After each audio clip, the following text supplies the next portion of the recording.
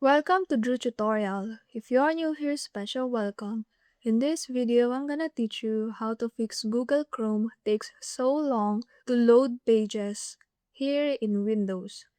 On the upper right corner, click the three dots. Click Settings. Go to Performance tab.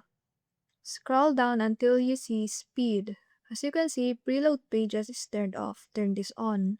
In this way, Google Chrome will preload pages. So these are usually based on your previous activities, based on cookies. So the good side is that it will load faster, but the bad side is like it uses your previous data to predict which tabs you will open. So here you can just choose standard preloading or extended and just with these things to consider such as Google Chrome uses cookies and such. And there you have it. Thank you and see you in the next video.